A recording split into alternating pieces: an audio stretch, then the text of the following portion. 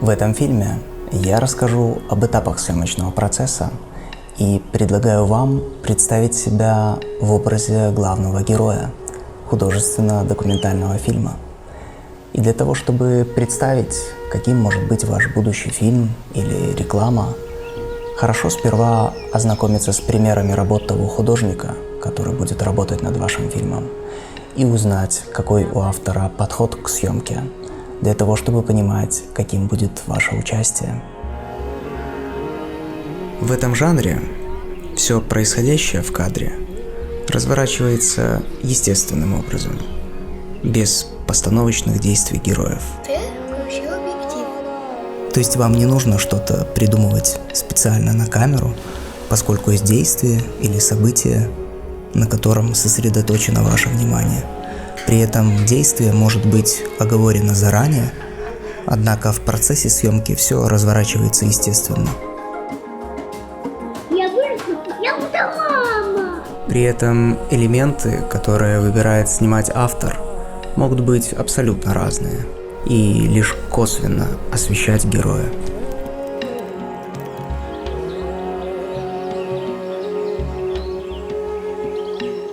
К примеру, у вас есть ценность, о которой вы хотите рассказать.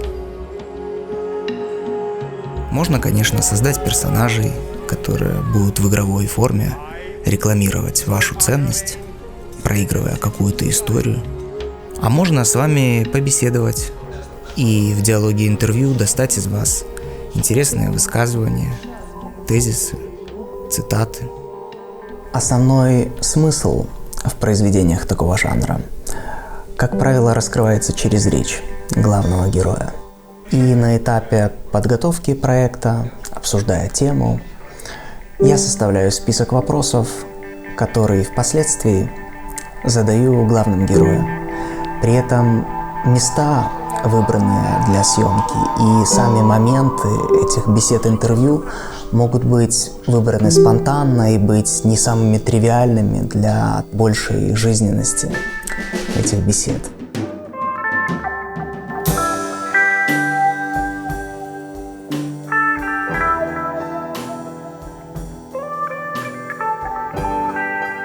К примеру, этот фильм рассказывает о моей деятельности, служит для меня визитной карточкой. Ваш фильм может рассказывать о вашей деятельности. Показаны могут быть самые разные стороны жизни. Все зависит от главной задумки.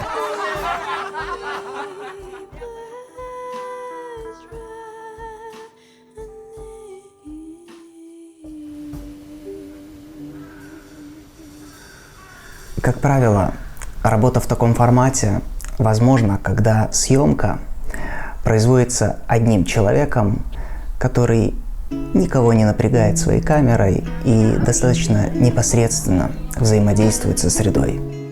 В такой съемке важно умение подобрать правильный момент, выбрать правильную точку для съемки и в целом быть гибким и интерактивным.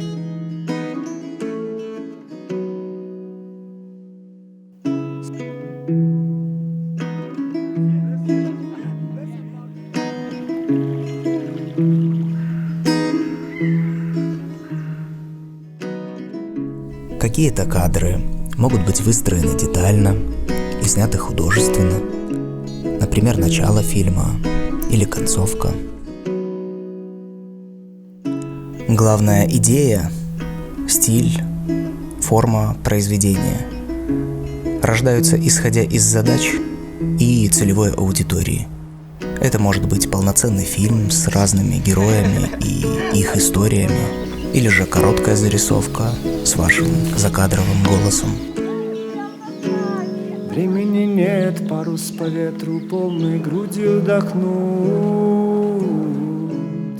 Этот момент потом уже не вернуть. Думаю, что творчество – самый неизученный инструмент в решении наших самых разных задач.